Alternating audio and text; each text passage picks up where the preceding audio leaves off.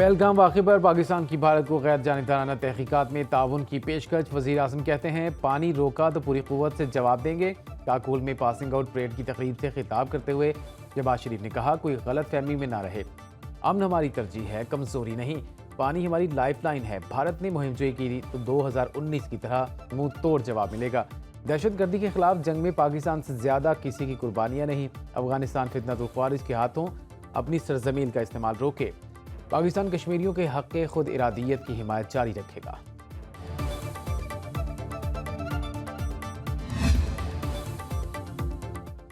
وزیر اعظم اور ایرانی صدر مسعود پزشکیان کے درمیان ٹیلی فونک رابطہ۔ شہباز شریف نے شہید رجائی بندرگاہ دھماکے پر افسوس کا اظہار کیا۔ وزیر اعظم نے پہلگام واقعے کے بعد بھارت کی اشتعال انگیز کارروائیوں بارے آگاہ کیا۔ پہلگام واقعے میں پاکستان کے ملوث ہونے کے بھارتی الزام کی سختی سے تردید کی۔ وزیر اعظم نے کہا پاکستان ہر قسم کی دہشت گردی کے خلاف ہے۔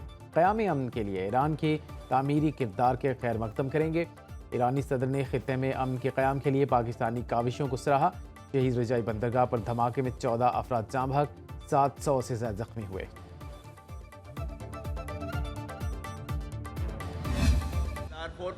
پاکستان کے لیے بہت سی قربانیاں دیں، ہم اس کا دفاع کرنا جانتے ہیں۔ آرمی چیف کا کہنا ہے کہ دو قومی نظریہ ہمیشہ سے پاکستان کے وجود کی بنیاد رہا۔ کسی پاکستانی کو رتی بھر بھی اس میں شک نہیں۔ قائد اعظم محمد علی جناح نے مسلمانوں اور ہندوؤں کی مذہب، تہذیب، زبان، ثقافت اور تاریخ کو یکسر مختلف قرار دیا۔ تقریب سے خطاب کرتے ہوئے جنرل عاصم منیر نے کہا ہم مسلمان زندگی کے تمام پہلوؤں میں ہندوؤں سے مختلف ہیں۔ بھارتی میڈیا اپنے روایتی جھوٹے پروپیگنڈے سے تاریخ کو مسخ نہیں کر سکتا۔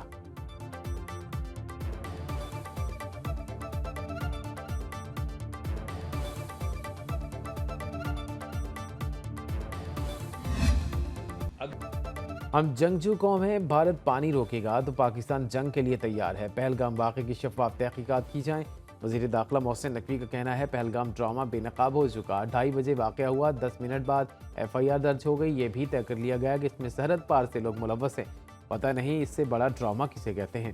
پہلگام کے ساتھ جعفر ایکسپریس واقعے کی بھی تحقیقات کرائی جائیں۔ وزیر داخلہ بولے پاکستان میں ہونے والی دہشت گردی میں را ملوث ہے۔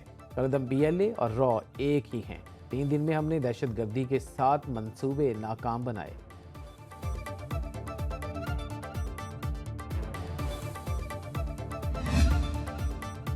ماضی میں بھی پاک بھارت جنگیں ہوتی رہیں لیکن کسی نے پانی روکنے کی بات نہیں کی۔ چیئرمین پیپلز پارٹی بلاول بھٹو زرداری کہتے ہیں پانی کے حوالے سے بھارت نے یک طرفہ اور متنازع اقدامات کیے۔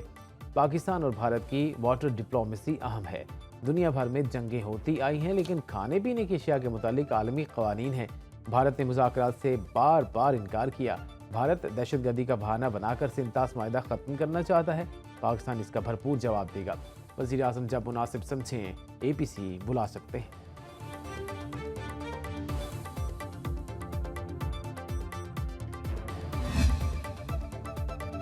پاکستان اور چین کا سفارتی روابط اور ہم آہنگی جاری رکھنے پر اتفاق۔ چینی سفیر جیانگ شی ڈونگ کی نائب وزیر اعظم اسحاق ڈار سے ملاقات۔ پہلگام واقعے کے بعد کشیدہ صورتحال پر بات چیت۔ چینی سفیر کی خطے میں امن و استحکام کے لیے مکمل حمایت کی یقین دہانی۔ نائب وزیر اعظم سے برطانوی ہائی کمیشن جین میریٹ کی بھی ملاقات۔ اسحاق ڈار کی مصری اور ترک وزرائے خارجہ سے ٹیلی فونک گفتگو۔ لاہور میں تقریب سے خطاب میں کہا سنتاس معاہدے کو کوئی معطل نہیں کر سکتا، نہ یہ ایک دوسرے کی مرضی کے بغیر ختم ہو سکتا ہے۔ ہم نے بھارتی اقدامات کا ترکی و ترکی جواب دیا۔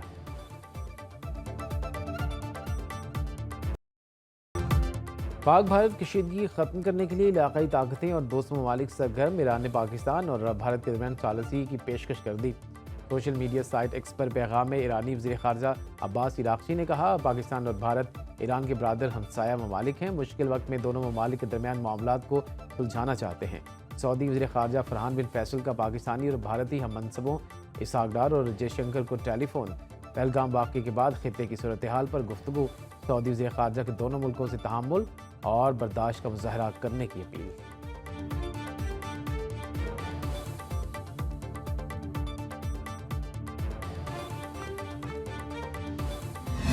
ملٹی ونڈو بھارت کے جارحانہ عزائم کے خلاف اور مظلوم فلسطینیوں کی یکجہتی کے لیے ملکی ہڑتال۔ کراچی میں تاجروں نے ریلی نکالی۔ لاہور کی چھوٹی بڑی مارکیٹیں بند رہیں۔ اسلام آباد، راولپنڈی، پشاور، کوئٹہ میں کاروبار بند رہا۔ بلوچستان میں چمن، خضدار، ہرنائی، ہب، نوشکی، جعفر آباد، نصیر آباد میں ہڑتال۔ पंजाब के छोटे बड़े शहरों के ताजरों ने हड़ताल की कॉल पर लब्बैक कहा। खैबर पख्तूनख्वा और सिंध में भी मार्केटें बंद रहीं। ताजरों ने इसराइली मुसालिम की मसम्मत की। मोदी सरकार को बावर कराया कि मुल्क के दिफा के लिए पूरी कौम फौज के शाना बशाना खड़ी है।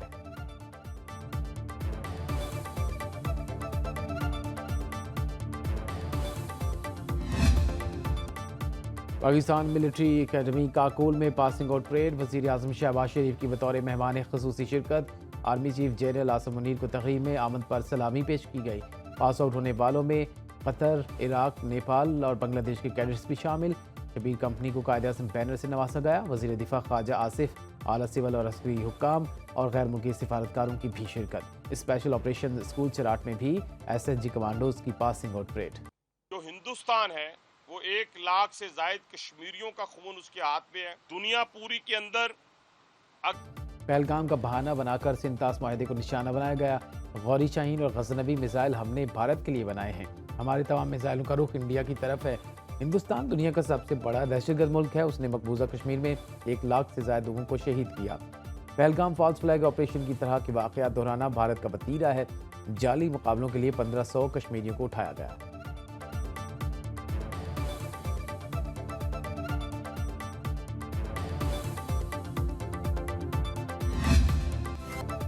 वज़ीर आला मरीम नवाज ने एयर पंजाब प्रोजेक्ट की मंजूरी दे दी। नई एयरलाइन के लिए फौरी तौर पर 4 एयरबस लीज पर लेने का फैसला। लाहौर से रावलपिंडी बुलेट ट्रेन प्रोजेक्ट की भी असूली मंजूरी। वज़ीर आला से रुकने पंजाब असेंबली नौशे खान लंगड़ियाल की मुलाकात। मरीम नवाज ने कहा कि हुकूमत के मौसर इक़दाम से किसान के लिए तरक्की और खुशहाली के रास्ते खुल रहे हैं। मरीजों को मुफ्त अद्वियात का वादा हर सूरत पूरा होगा। लाहौर को ECO टूरिज्म कैपिटल 2027 का एहसास मिल गया। एक्स पर मरीम नवाज ने ECO ममालिक का शुक्रिया अदा किया।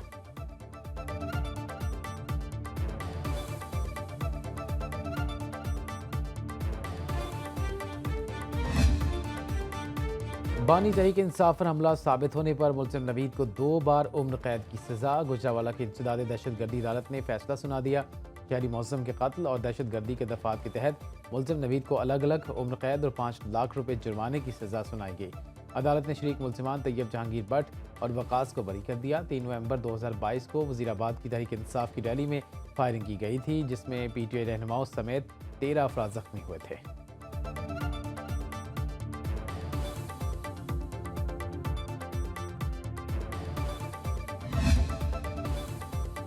अमेरिका और ईरान में मुज़ाकरात का तीसरा दौर ओमान में ख़त्म। मुज़ाकरात का चौथा दौर 3 मई को होगा। ईरानी वज़ीर ख़ारजा अब्बास अराग़ची का कहना है बातचीत इंतहाई संजीदा माहौल में हुई।